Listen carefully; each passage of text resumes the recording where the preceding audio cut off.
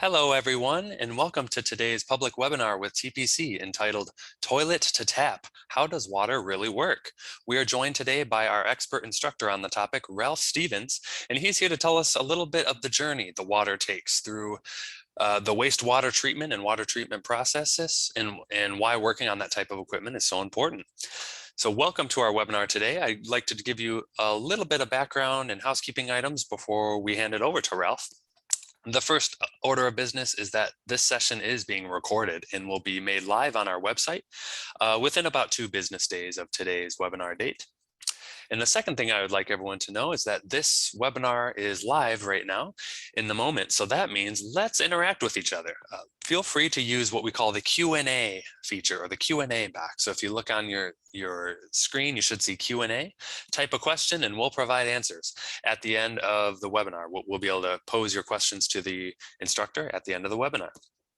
And finally, since today is being live and recorded, let's do a little interaction to start us off. It is a little introductory poll on the topic of water and wastewater work.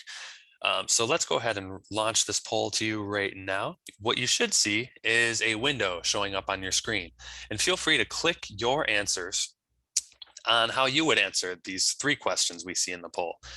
Number 1, do you work in a wastewater or water facility presently? Yes, no, or not sure. Number 2, do you hold a certification for wastewater or water operations? Yes, no, or not sure. It's okay if you're not sure. And number 3, how comfortable are you with working on or around water and wastewater equipment? Are you very comfortable working on that wastewater equipment? Somewhat comfortable, kind of neutral, you're not sure, or more uncomfortable? All right, we're seeing some good responses come in. Give you just a couple more seconds to provide your answers. All right, good. I think we're getting an evening out of the responses. So let's go ahead and end that poll, and we'll share the results with everyone here. So as we can see here, most of you on the call do not work in a wastewater facility presently. You might be interfacing with that water. And then about 19% of you do work in a wastewater facility. So this is great to know who's here today. And most of you do not hold a certification for wastewater or water operations, 74% of you, but 26% of you do. So that's a good proportion there. And it's definitely a more specialized thing we've come to learn. And Ralph will tell us a little bit more about that. And then the comfort level is all over the map here. Some of you are very comfortable. Some of you are somewhat comfortable. Most are kind of neither here nor there. And some of you are uncomfortable. So most of you are right in the middle of the road. 40% of you are kind of neither here nor there in your comfort level on wastewater, which is really a good motivation for taking some more training. This, just to let everyone know, is not an official training, more of a public informational session. But if you're looking for an official certification on wastewater, do contact TPC in the future for more of that information. So I'm going to go ahead and stop the sharing. The window should be disappearing from your screen, so you can make sure to make this presentation that you can see here full screen for you, and then we can go ahead and get started. So without further ado, I will hand it over to Ralph. Thank you so much for being here, Ralph. Yes, how we doing, everybody? My name is Ralph Stevens. I am over 40 years now in the water wastewater industry. I'm a graded operator. Got into reliability and how things work, pumps, electrical, instrumentation, all the way across the board. And one thing I've found is that we don't do a lot of training, first of all. B, we don't do a lot of really good training. On top of, we have lunch and learns and all this other good stuff. And everybody says, "Oh, it was great, thanks a lot," this and that. And then we walk away with it, and we don't really step out of our box to become, I don't want to say better, but let's do something to make everyone around us better and stuff like that. So training is one of those ways. And I don't care whether you're in water and or wastewater, we do a lot of the same things. So we have a lot of the same equipment. We have pumps and everything like that, right? And we have some chemical processes and things like that, and centrifuges and all this other kind of grit belt conveyors, all the other good stuff that we do. So we're really tied together. And I don't care if you are thinking about maybe possibly going into the water area, which I think is a great step up and everything, because you can go anywhere in the world, anywhere in the United States, absolutely, to advance yourself and stuff like that. So So we now have to provide training and stuff for everyone across the board, I think, and we have to give back to each other. So on that note, know that you can get certifications and things like that, or what's called an OIT, operator in training, something to step out of the box of maybe not what you're doing right now, and you want to learn something new. Water is the way to go. Okay, so we have online courses for water and wastewater. We have from OIT to grade 3. There, we can give CEU credits. So if you need it for something that is state accredited or something like that, to where you need to renew your license and things like that, so you need some credits and things, so we could do that for you. And now we have a general on-site, which we're working on. I've done it a few times already. It's really working out pretty good. So that's why we're stepping out here to let everybody know that we have this available to us, and it's an on-site course that we can come to you. Along with hands-on side of it for site assistance also. So a lot of times people, we don't have a really good handle on sometimes what's happening in our plant, and we have people leave, and it leaves that void, and we realize that how much we really don't understand about the plant and stuff like that. So we can help you out with that too, because we want to be that true one-stop shop for all the training needs across the board. Okay, so with that. I got into why did I even get into wastewater? Okay, so way back in the 70s, we started having some problems that the government had to step in. All right, and they said, hey, we're going to do this thing called the Clean Water Act. So okay, great, and it was because, as you can see here, this is the city of Cleveland. And we polluted just like Chicago and every other big city and stuff like that. We polluted the streams that we drank out of, okay? And we took wastewater, not only wastewater, but pollutants and everything. When I say pollutants, it could be pretty bad. And what happened, the main kicker, I think, that really put everything on board for what we do is that the Cuyahoga River started on fire. In Cuyahoga River, they say that you could walk across it at some times and stuff like that. And when the Cuyahoga River started on fire, it burned for 30 days. And then they figured out, hey, guess what? We cannot pull the same wherever we're dumping pollutants and or wastewater into. We can't pull our fresh water from. Or if we do, we're going to have to do a lot more steps to make sure it's palatable and clean, and everything is good for us in making sure that nobody gets sick and things like that. So there's all these different items that fall into it and stuff. And we finally said, hey, we got to have a standard. So we started with permits and all this other good stuff, and it brings us 50 years later to where we're still in violation. We're still having problems. We still don't understand things.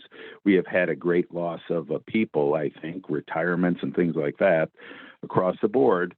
And now water still has to be pumped, still has to drink, everything else. So when I say toilet to tap, I truly say it's toilet to tap because, or I feel it is, because we flush a toilet, it goes back into the same drinking source that we're pulling water out to drink.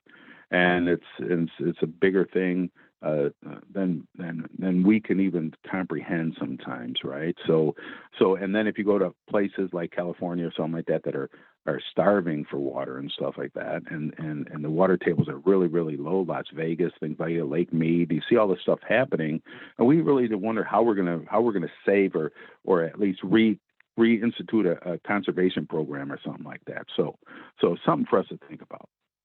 This is the other problem that I see. We still pollute. We still allow things to happen in our environment and stuff that does not bode well for anybody. Okay, and open sources and stuff. I understand we do what we do, right? It happens. Plus, we have illegal dumpings and all this other good stuff. But bottom line is that we, as a group and stuff, we are the ones that have to step up and say, hey, you know what? How can I help myself and help the community? So this is one of the reasons why I got involved with it and stuff.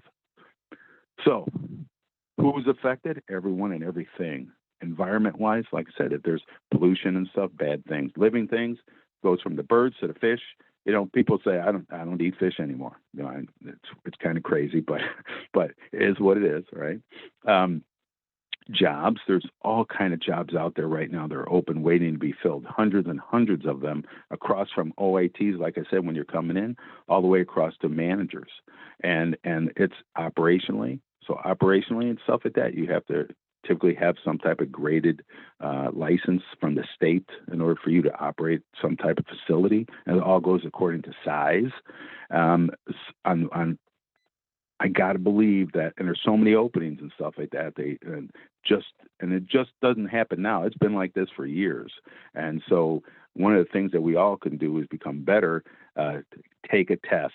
Can't pass the test. What do I need to do to pass that test? Have to study better. Well, there's really nothing to study sometimes. So these are the things that I want operators and stuff to come forward with and say, hey, I need a little bit of help. And we have all these different training modules and parts to it, testing, practice tests, things like that can help us and stuff. And that's what we can bring to everyone that's listening on this call. Lab, well, hell, there has to be a lab. Somebody has to be testing of the water, testing on the wastewater side. There's all kind of lab jobs too and stuff. They have environmental inspectors. They have all these different things. They're interwoven. So it's just not, hey, I'm an operator, and working at a smaller plant, which 80% of all the plants across the nation are under 2 million gallons a day. They're smaller plants. And with that means you got to wear multiple hats. You're the operator, you're the machinist, you're the electrician, you're the instrumentation person, you're the SCADA person. You do all this kind of crazy stuff. So how do I get better when I don't have time to do anything? Or I'm at a larger place that does 80 or 100 million, or if like Chicago did, where I came from and stuff like that, they're doing billions of gallons a day, okay, of treatment and everything. So just a bigger footprint on the ground. It's all it is. Same kind of pump, same kind of treatment, everything's going to be the same. It's just bigger, okay? Tanks are bigger, rakes are bigger. You got it, right? So operationally and stuff like that, we as a group have to become better and stuff. And I don't care if it's just every day taking a whiteboard and putting up a question every day or once a week, and then doing something about math, because we got to know how we do math and how do we figure out what's in a tank or what's in a pipe and flow and all that other good stuff. And these are all the questions that are asked on the test. To pass the test, well, once we pass it, sometimes, we just kind of let it go and we say, okay, well, I got my grade 3 or grade 5, can't go any farther, or some don't need to, but we can never stop learning. Okay. On the electrical end, you're just not an electrician. All right. You might have to hook up a motor today, but then look at a flow meter or something like that on the instrumentation side or something like that. So there's a whole bunch of things across the board that we can do, along with mechanical. Mechanical is a special thing in itself when we talk about pumps or alignment of those pumps or any type of, the plow just broke. Well, it broke, but how did it break? So we have to really get into what is the root cause analysis and stuff of why things happen. All right. Then on the engineering side and stuff like that, I always like to say that the engineering, anything water and wastewater and stuff, I can't really design anything too good, as I think, without knowing how it's supposed to work. We tend to let people design things for us, engineering firms, or even our own engineers. They've never been in the field. I've seen it, I've felt it, and I had to deal with it and stuff. So not understanding how a system works is one thing, but then trying to say, well, everyone uses this type of pump, or everyone uses this type of rake, or this is the best RO system that is out there. Okay, so we as a group have to come through and say to ourselves, hey, are we really giving it the best bang for the buck when we design something? So let's just talk about the purpose of water treatment stuff. Natural cycle that always happens, when it rains. This is a thing that never stops happening and stuff like that. So the natural cycle, get some condensation, get some rain, comes down on the grass, comes down on the trees, goes through the soil, which is it's infiltration that's coming through there, gets some type of bedrock or something, and we use that bedrock as a natural filter. Okay, and this is the same type of filter we have in sand filters and things like that we use in the industry, right? So we're taking this, comes through the bedrock, goes back into the stream. Our problem is that we also comes with that as runoff, and when I say we have runoff from things that are bad for us, like fertilizers and some type of chemicals and pesticides, things like that. And that all goes back into the water stream. And then we come off of that and it evaporates back up into the sky, and we keep doing this cycle and cycle and cycle. But we're the ones that are using the water to either flush a toilet or to drink, all right? So the water cycle, the sun and gravity are the driving forces of the hydroelectric cycle. There's no starting point, there's no end point, it just happens. Okay, to discuss the water cycle, simplest to break it down at some point and then trace the action until we come back to where we started. So let's start with the atmosphere above the earth. So again, this water cycle and stuff, water starts at the beginning. We're up here, we've got some condensation, we've got some transformation, got some evaporation. Everything's going back in a circle here. So we come back up into the sky, and then we have the right temperatures, the right pressures, barometric pressures, and everything else. And then we start to rain, all right, or snow, or we have ice storms, or whatever it is. So that's all coming down. That snow melt or that runoff, we're using that for a water source up in the mountains and stuff to feed a lot of different places. We're filling a stream all the way up from the Missouri River, starts somewhere up in Montana. You know, the Mississippi River starts somewhere up in Minnesota. It all comes down. All of this stuff is a constant flow that's happening. And when we don't have this cycle happening all the time, then that's when we have these breaks in it. And then we have these breaks, then it forces us to conserve, learn how to conserve, what to do with the water supply, how deep is things, how light are things for us when we're trying to pump something. Pumping water that ain't there, we can't do, right? So anyways, the water comes in, infiltration, groundwater discharge. So a lot of people are starting to do this recycling and or recharge of the ground, of your aquifers and things. Great, except we're putting in water that should be treated to a certain extent, which it's potable and we could drink it and stuff. We put it back in there, but we're putting it back into a polluted source.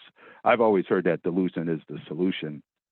And when I say that, it sounds kind of funny. I said, well, yeah, okay, fine. But if you're putting it back into the ocean or something, that's one thing.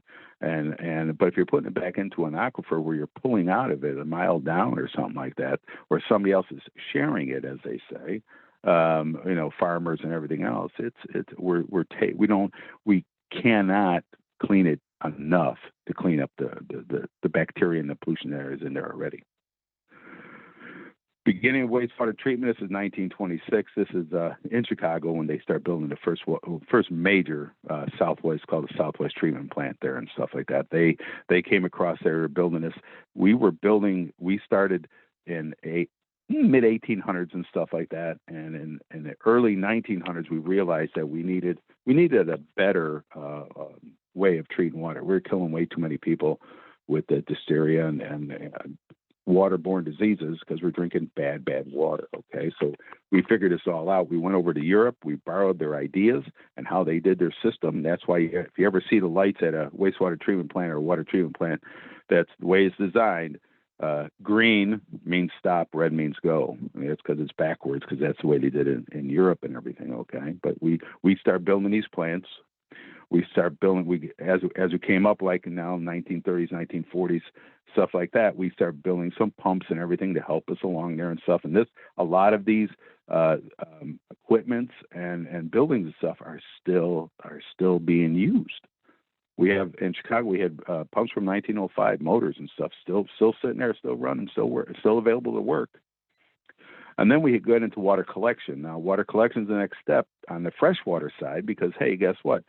This is Lake Mead, and these towers here and stuff. And as that water is dropping and stuff, we still got to try and get it out of there, clean it. We're using it for hydroelectric first, and then eventually down the line, we're using it for drinking. Okay, so and waste and helping us to deal with the wastewater, because when you flush the toilet, water has to come from somewhere. It comes from the plant that it's purifying it, comes to your house. You flush the toilet, goes out, goes back someplace else, and ends up back in the same stream. All right. So that's why it's important to know that us in water collection, in water distribution, and water treatment, and wastewater treatment, wastewater collect, all that stuff, we are the ones that are actually making everything so much better for the world. And so we are that what do you want to call us? That the worker that's needed and can never go away. You can't replace everybody with a machine, and this is where it's at. So how does it get to the plant? Well, you could has some coming out of your house, right? Roof drains or whatever, some type of something through your foundation or something's coming out to a sanitary sewer main, all right? And it could be hooked up to a storm sewer main also, or they could be separate depending on where you live. And all those flows and stuff, we use those flows to come to the plant, all right? So you flush your toilet. By the time it hits that sanitary sewer main, it's already broken up and gone. You know, it's little fragments and everything, okay? And then as it's coming down, it'll go down gravity flow to some type of pump station, all right, and stuff like that. We take that pump station and we turn it into some type of sewer force main, which means I got to pump uphill to back to wastewater treatment plant. And then it goes through the treatment plant of some type, and we need some primary treatment, some secondary, and then some tertiary treatment.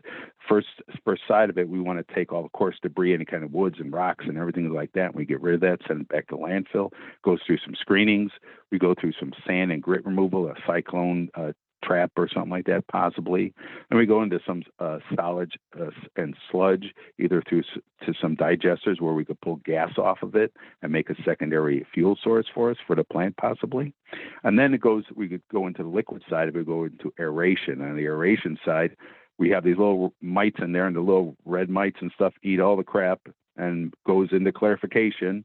And then once we hit clarification, we could take the sludge, the light stuff floats, heavy stuff goes to the bottom. We take the heavy stuff and send it to the digesters or refeed the system, because there's still some good stuff in there that we can eat as a bug. And then the liquid then goes into disinfection, either ultraviolets or UVs or chlorine or something like that. And then we take it out and we take the nutrient removal out of there, and then we ship it out to effluent, which is going to the water treatment plant and or some other sources. Could be going to a golf course. We want to use the water for a golf course. The purpose, again, of the treatment is disease-causing organisms or pathogens are associated with water-containing human waste. These pathogens can cause such diseases as hepatitis, polio, cholera, dysentery. These are all things that happened in the early 1900s, late 1800s, early 1900s, are killing tons of people. And wastewater treatment helps control these and other diseases very effectively. The general principle in wastewater treatment is to remove pollutants from the water, getting them either to settle or float. Heavy stuff goes to the bottom, light stuff goes to the top. We skim it off the top, we crank it out of the bottom, and get rid of that stuff. We just take the water then that's left, and we treat that, because we have to reuse that. Treatment facilities are designed in stages. Each stage either removes particles from the wastewater or changes dissolved and suspended material to a form that could be removed. And that's what I said. All the heavy stuff goes out the front end, and out the back end we want to remove the floaty stuff and the heavy stuff and get rid of that, and it leaves us with a really good, easy way to treat the water. Stages could include influent, primary treatment, preliminary treatment, secondary treatment, tertiary treatment, disinfection and effluent discharge, solid handling, and some side streams. Stages like this one here is the first one. When it comes in, we have such rakes. These rakes here and stuff would take off the heavy stuff like rocks and boards, and because whatever gets flushed comes to us. We have these special type of pumps called chopper pumps, and if you're using like a rag or something like that, or some type of a pillow, whatever, because a lot of things can get flushed, right? Comes down the line there and stuff, and we chop it up, because once it gets to this point with these rakes, the rakes then can separate it for us to get the heavy stuff out, and the rakes have an opening there so water goes through. We have these chopper pumps, these different types of chopper pumps, muffin monsters or choppers, or there are a whole bunch of different Landias. They make a pretty good pump. So the water comes through, we chop it up here first, and that's our first stage is very important, because if we let just the water through and not all the other things that come with it, then, and because we could treat a lot easier. All right, because as it goes through this system and stuff, the pumps and the pipes and the valves and everything are going to get affected by things that are in there that are besides water. Okay, have some type of clarifying system, right? The preliminary and some secondary systems have what's called clarifiers. These clarifiers are ones that we can either separate again, another separation style. The heavy stuff drops to the bottom, we scrape it out. The light stuff goes to the top, and we could take it out of an effluent and use that as on a primary side as a feed system for our next one, secondary side. And when we do that, we could add some coagulants to it and stuff, and then even grab more stuff out of it, bad stuff. Got to have some bugs in here, though. Okay, we wanted alive and wanted dead, right? So we have some bugs that we could. If you're really into the lab side, that's our operational side of this treatment and stuff like that. You put your water underneath a microscope, and it gives you all this crazy stuff. I would say that everyone in operations should know the bugs, and what I would suggest that they do is know the bugs in your system, because every system is going to get a little bit different. But look under a microscope and stuff, and start just draw them out. Okay, because then by you drawing them out and stuff, you recognize them, first of all, and which ones are good and bad. All right, and as it goes through your system and stuff like that, if the system doesn't clean as well, your numbers are starting to go south, let's say, because we're taking our labs telling us, hey, guess what? Yeah, we're having too much TDS or things like that. The suspended solids are bad. Something's happening in my system, because our system should not stink. If our system stinks, we got a problem. I used to come over to Central Avenue Bridge in Chicago there, going to the Southwest plant. Windows down, everything's cool. And if I smelled the plant, I knew I was going to have a bad day. All right. So the bugs, amoebas, whatever you want to call them, right? If we know what they are and know where they're supposed to be, it helps us. On the bad side, want it dead, because now you do. So we want some that are good, some that are dead, right? And the dead ones, like I always look at these and I say, hey, what do they look like to me? So there's one that looks like a bear. If I ever see a bear, I know I got a problem. All right, so we have to take certain chemicals and stuff to kill the bear, right? And or these other ones that we want dead, and keep the ones alive, because the dead ones will give us bigger problems than you think. Got some secondary systems. There's all different types of systems, but let's just take an activated sludge treatment process itself and stuff. So we got wastewater coming in, goes to some type of grid, some type of removal. Remove the solids. We go to a pre-treatment. Again, we do aeration, and when we do aeration, we have blowers. That's where we have a lot of machinists and a lot of electricals and a lot of instrumentation things in there that have to do right. Everything has to be aligned properly and stuff on the mechanical side for it to work good. And our valves have to be open. The piping has to be the right size. There's all these different things that we take for granted, I want to think, at times, right? And so aeration comes in there, makes bubbles, and the bubbles should be depending on a system, but 5 microns or smaller, and then come up out of some type of tube out of the bottom of your pit. When it hits the top of your pit, 20 feet up or something like that, and nice and easy, and explodes. So it's really pretty cool. Now we have some type of settler. Then we go into some sand filtration and some type of disinfection or effluent, I should say. Then we have a bioreactor, an MBR process, because there's all these different processes out there, depending on the size of your plant and the size of what you have coming in. What do you have? It goes all the way from lagoons to AST, which is activated sludge, to membrane processes, to MFRO, which is microfiltration, reverse osmosis, all this kind of stuff that's in there. And like I said, it doesn't matter if you're on the water side or on the wastewater side, we still use all of the same type of chemicals and everything. So something to think about. Again, solid separation. We tend to have these different types of screens and stuff like that, and different thicknesses or openings in between the slides. And I like having a larger one first, and then get it tighter and tighter. Have it go through 2 or 3 stages of separation if possible.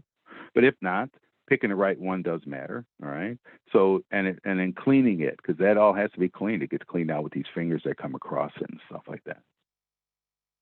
Come into some type of cyclone or some type of equipment that could help me make sure that my process is good, for one. I don't want to have to go running around figuring out things and stuff like that. If I had to, I'd be spending all day doing something that my process is going to suffer and everything. So there's good equipment. We have to keep it clean. The floor should be clean. I don't want to say eat off the floor, but very, very clean. And that shows me that my process is working correctly. If there's sludge on the floor and stuff like that, where it's coming out, the vat isn't big enough. That was designed for a certain hydraulic movement through the plant, which means, hey, guess what? If I make a mistake and I have to close off a process because I have to add more chemicals or something to it, and I change the process, everything starts backing up. Not good for anybody.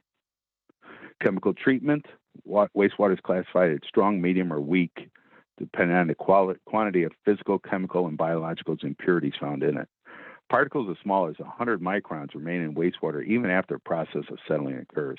There is no small gravity or practical effect on them, so we either have to filter them from the water or we have to make them combined in masses so we settle out in suspension. And we do that by chemical coagulants, which we add to the wastewater, and they overcome or water, okay, because we do it on both sides of it to overcome these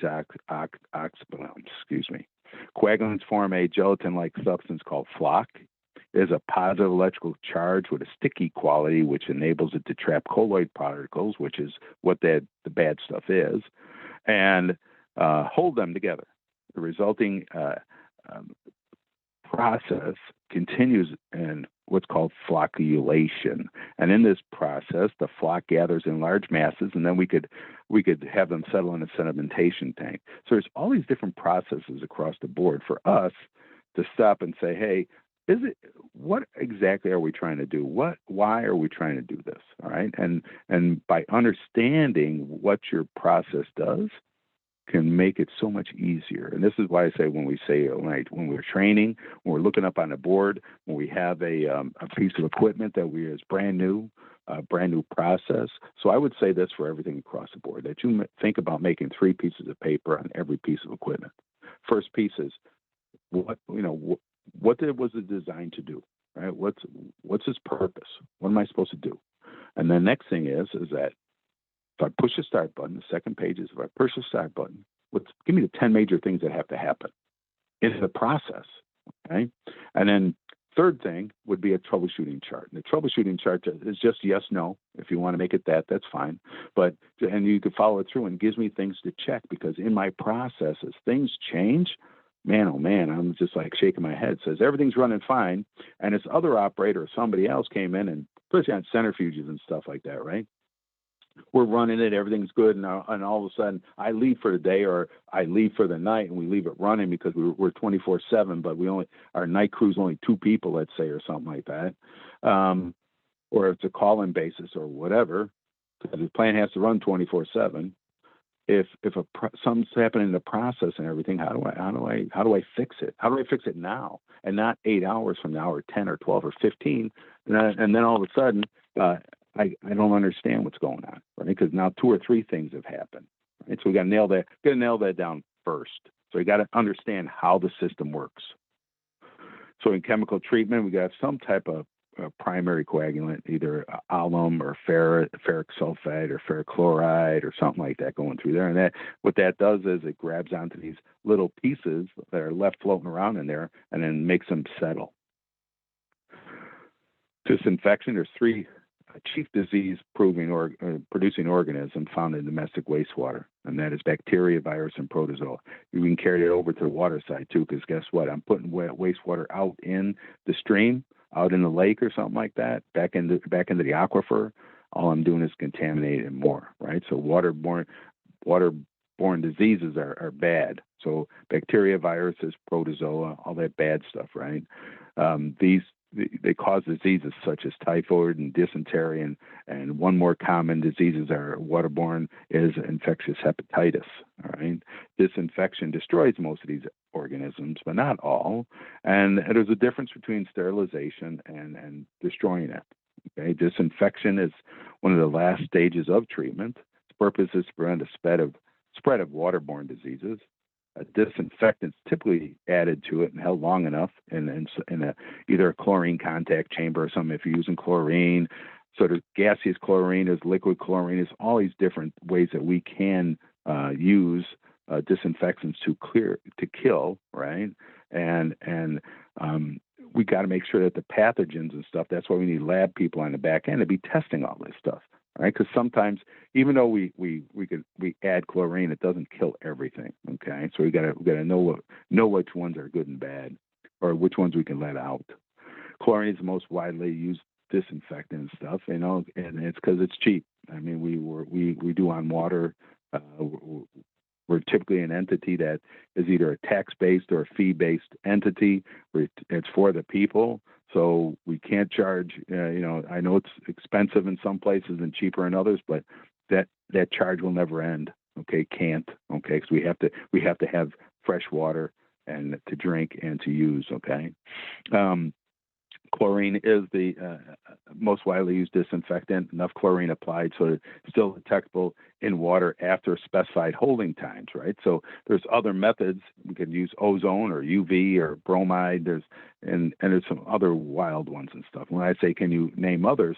I'd like to know what your plant uses for, say, right? So disinfection side of it, we use this. It's a Trojan one and stuff like that, but we use UV. These usually work pretty good, but there's maintenance issues with these, right? Got to keep them clean. Got to change out the bulbs.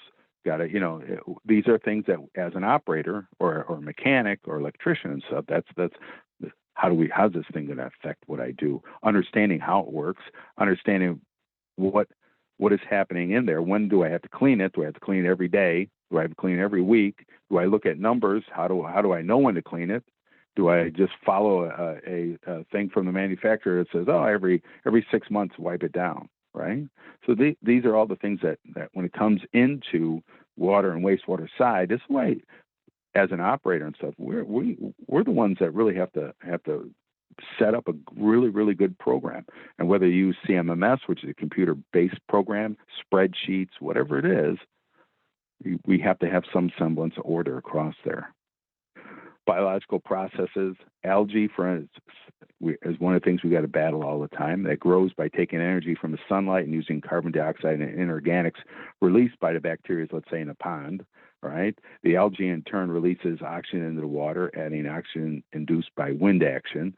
So this is important to make sure there's enough oxygen in the pond or aerobic bacteria to stabilize organic waste. I think we have to take a moment to realize, like I said, what we have and what happens through our plant, because we get algae all the way through our plant, okay? And it's only because of what did I just say? Sunlight. You have some type of inorganics released inside the system. You got some type of oxygen happening, and it's sitting there too long, right? So the process could make algae, which makes it harder for us to make sure everything's cleaned and make sure it's getting treated properly. There's two types of lagoons. There's unaerated and aerated, all right?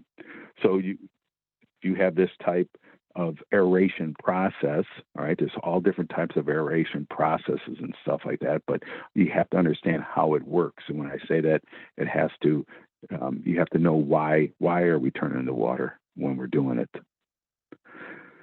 You could have the wheel type. The wheel type is it comes over. This is wastewater, comes over the top and everything, and we're using that to aerate the water and stuff. When we aerate water, we have another problem, okay, because of the gases and stuff that are inside that water, which is H2S, hydrogen sulfide, for instance, okay. That one is bad because it attacks everything when it gets into the air, and it takes a little bit of a gaseous state, turns back into, when it hits a water molecule, turns into sulfuric acid, and then eats everything. So if your electric side of it or any of your boxes and stuff like that turn black or turn green, you got a problem, right? And that's the problem that we have. Well, we have ways to alleviate those problems. A lot of things that we can use: Z-Rust capsules, Pentrox, all that kind of good stuff, right? A lot of on the maintenance side, because how good of a maintenance deal do we do for ourselves? Better maintenance means less trouble, less breakdowns, easier plant to run. Solid treatment and disposal, depending on if you have centrifuges or gravity belt thickeners and stuff like that. We're feeding in, coming across there, a special belt. This belt here has to be tensioned properly, has to have some type of coagulant, let's say it's polymer or something coming to the front end with it. And as it's coming down, if the flow isn't right, or the polymer feed isn't correct, or whatever it is, man, it takes us forever to try and get it into a state that's going to work for us, right? And all we're doing is recycling it then. It doesn't make any sense to do that. So understand how this piece of equipment works. Centrifuge is the same way. Bowl on the outside spins at a set, let's say 3,500 RPM. The inside, we could slow down that scroll. We slow down that scroll a little bit. We feed. We have another coagulant in there, some type of polymer, let's say, or something like that. Brings it in, slings it to the outside. It builds up on the wall and stuff. And we use a screw to scrape it off, and then we take that down to discharge of some type, and to get rid of it. And the solids, the liquid discharge goes back into the system, and we treat it again. We just keep treating it, right? Solid treatment disposal. Well, this is where it ends up, right? Big mucky muck, and this here is a I don't want to say it's a problem, because we could use it for road bed. We use it for fertilizer, depending on if it's a Class A biosolid or something like that. So we have a lot of uses for this. But on the back side of it, one of the funnest uses I think that we do is that there's a black box in Chicago that makes these into little pellets. And those little pellets end up in AstroTurf. And if you ever run across AstroTurf and you get those little black pellets in your shoe or something like that, that's solid waste. Pretty fun stuff. Could have digesters, all different type of digesters and stuff, and temperatures inside the digesters and pressures inside the digesters that all affect the treatment side of it. And again, if we don't run it right, if we don't understand where it's at, digesters are used for many things now, right? We're stretching it out now. We're not just treating water and wastewater. We're treating cow manure, let's say.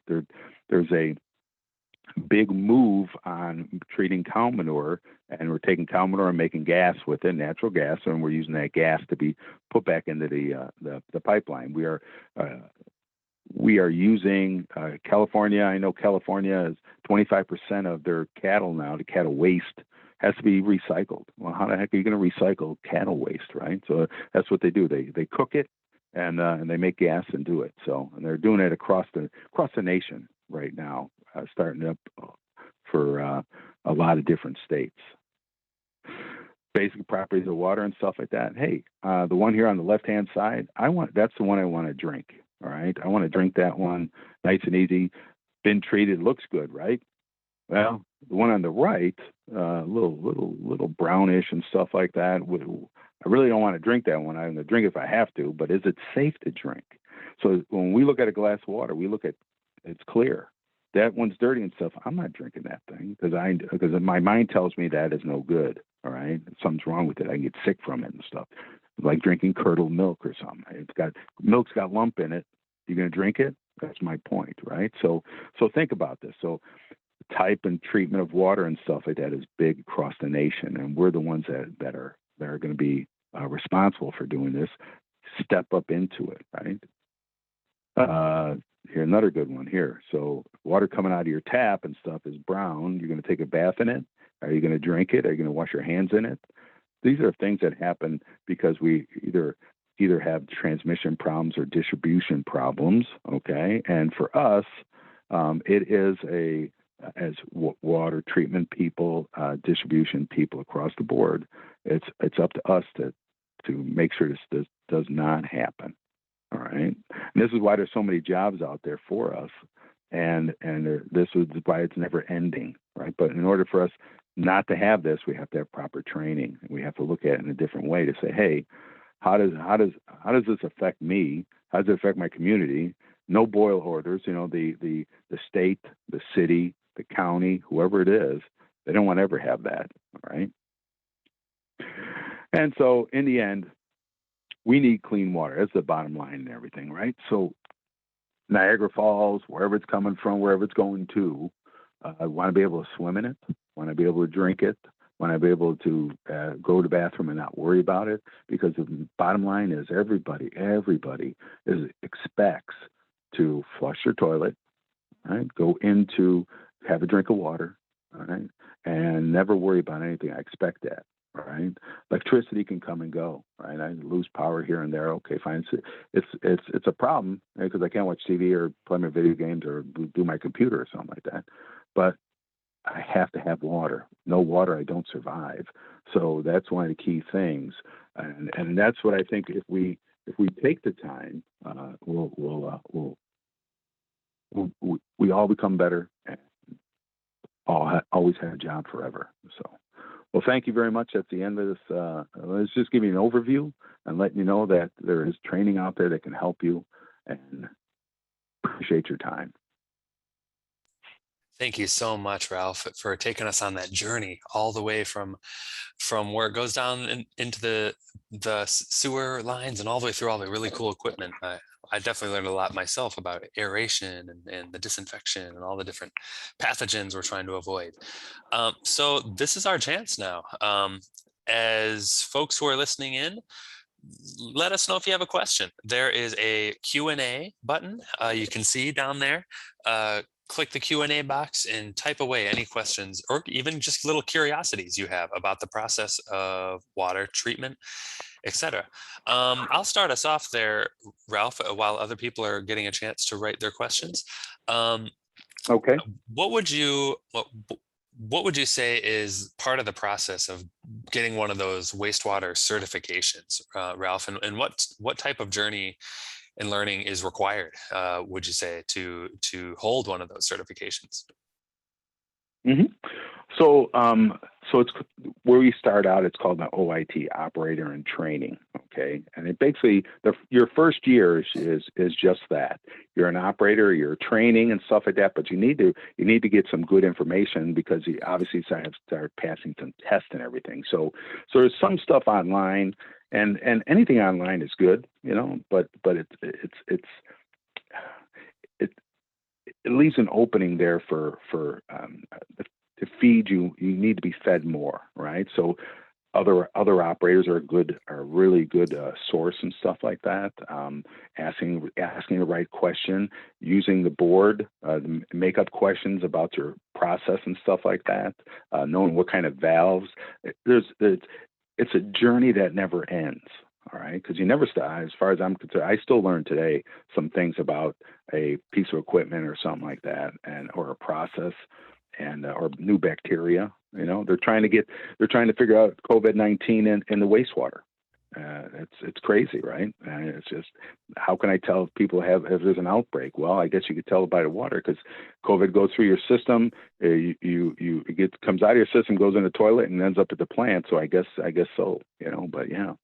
And having a good, the state-run programs and stuff like that. There's a few pretty good ones and everything, but overall, it needs a giant step up. How about that? Definitely. And one more question I'd ask, kind of follow up with that, and then we're starting to get some other great questions, is how in demand would you say wastewater jobs are? In general, how would you comment on the job market there?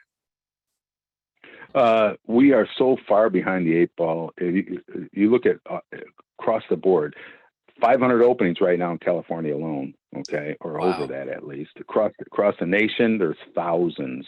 And the thing is, because we don't have enough qualified, we had a ton of people retire, and now we got a ton of openings, and no one there to fill them. Okay. Depending on the size of the plant and everything else, there has to be let's say a grade 5 operator, and grade 5 is the highest typically, and a grade 5 operator is needed at every plant. So what the heck, right? And so how do I become that? Well, I start out, it takes about 20 years to become a grade 5 operator. And then you get to that point, and then you're there, you're doing your thing and stuff like that. Then you end up retiring, and then who steps up who's going to step up to the next one? You know what I mean? So Definitely. Yeah, but we're ton of job opens. For sure. Really good, deep philosophical question came in the line. I'd love to bounce your way there, Ralph. And generally, what do you see as the future of reform of the operations, particularly those operations who continue to pollute the water and continue to choose to pollute the effluent of water from their facilities? This attendee is telling the example of how Lake Michigan was closed recently because a steel mill realized that the fine Mhm. that they're receiving is cheaper than the cost of disposing their waste through the water. What do Mhm. you see as the future of that kind of thing and making sure people don't cutting it off from the source? Yeah, it's a tough one. The EPA and stuff like that allows us to drink certain things in water, lead, pollutants. They're pollutants, and they allow us to drink that because they have to, because they know that people pollute, and we can't clean everything. We cannot. We can't get heavy metals out of the water per se, like that steel guy. He and making a bigger fine so he doesn't dump in there and stuff like that. Uh, it's all that. It's too political for me to even get into, I would say, right? But I don't think it's ever going to stop, and that's why they need us as professional water and wastewater people to figure out a different way or different, how to make sure that if they are polluting, which they are and they always will, I feel that how can we make sure the water we're drinking or sending out to our customers and or the people in our society and stuff, that it's safe for them. So and understanding our process is the best way. And so, because I can get most of that stuff out. I mean, they can pollute. We're not going to stop it. Like I said, just pollute, pollute, pollute. Okay, fine. But I'm going to get the water so good that by them polluting, it still doesn't matter. So if I understand my process, I become good at it, and I think that's our best way out. Because I don't think the Abs- political process is going to stop. Absolutely. And that's where all these pieces of equipment come in and making sure they're properly operating and state of the art and Mm-hmm. doing the best they can with what's given to them, for sure. Great question. Mm-hmm. Thank you for that Mm-hmm. question, you all. Here's another good one, particularly a curiosity about chlorine. Um, this individual indicates that sometimes their city water has a chlorine like smell to it. What would you say Mm-hmm. are the safe levels for drinking water containing chlorine? Well, so there's state-run EPA numbers and stuff that they put on the type of whatever we could put back into it. But if you're tasting chlorine and stuff like that, then I would say that the process at the plant is has to be looked at. And when I say that, is that it's called break point chlorine or breakthrough or the detention time of the chlorine. If I'm overdosing, and this is typically what happens, I would think, because I've seen it, is that we look at numbers and it says this. We have to get to this number per se, but the instrumentation side is not correct. It's not calibrated, things like that, because we only calibrate once a year or something. Okay, fine. Well, because that's off by a little bit, we over chlorinate, and by over chlorinate, we can't taste it at the plant because we're just pumping it, right? But when it gets to you, that's when we need the public or the end user to let the plant know. And it's easy, you can just call the plant and tell them, hey, we got a problem, or call the city or whatever, and then they come out and either test it and or at least check at the plant to make sure that everything's correct. Definitely. I think we got time for one more question. And Mhm. before we take that final question there, I just want to thank everyone for being here. And also, if you're wanting to learn more about wastewater, definitely feel free to give TPC a call. We are in the business of helping people get the knowledge and skills they need, from mechanical to electrical equipment and wastewater specific equipment. Our Jade Learning business as well is in the business of providing wastewater training to individuals and people at companies looking to get training on wastewater. And Ralph is heavily involved with that process as well. So you might maybe get to hear directly from him. So this question comes from a individual who's curious about that disinfection process. And, if the answer is Mhm. we don't know yet, that makes a lot of sense to me. But I figured since this person's curious, let's go ahead and ask it. And that is, we saw, I think, those lamps, those lights that are used for the disinfection process. Um, Mhm. has it, are there other methods of disinfection, I guess you could say, particularly, let's say, adding an ascorbic acid to the compound or some other ways? Mhm. What's possible for disinfection? Oh yeah. So we use there's a whole bunch of different chemicals on one side of it. We use UV, which is the light bulbs and stuff like that. But what the sad part about the UV, it works really good provided it's clean. All right. It's a maintenance nightmare as I call it because somebody always there it's got to be clean. All right. And the water can only move so fast across it, things like that. Um, I think ozone, in the end, ozone is the way to do it because we're changing the electric structure of the water. We're pulling out that pollutant. We're pulling out the bad stuff, changing it, and then running it through some type of MFRO system, which is a microfiltration reverse osmosis. That's the bottom line. That is the best way I feel, and I think, but it costs it costs a lot more money to do that. I'm interested to see how desalinization is going to affect what we do too, because that's going to be a big deal. Everybody overseas and stuff uses desalination and stuff. We don't use it because the end product, the salt that comes out of this thing, right? The end product and everything is we consider that a biohazard. So we got to dispose of that. So it costs us a ton of money to dispose of it. Therefore, we don't. There's not too many desalination plants. They're starting to try and do them in California, but it's going to be a tough one. Gotcha. Well, you all, thank you for all being here to learn a little bit about this process that maybe some of us have never really had our eyes on directly before, and that is the wastewater treatment process. Thank you, Ralph, for being here and telling us all about it and bringing us on that journey. Just to remind everyone who's here, this recording will be available at tpctraining.com under our recorded webinar section within about 2 business days of today's date. And you'll also get an email as well with that information, as well as the PDF of these slides you saw today. So thank you so much for being here and have a great day.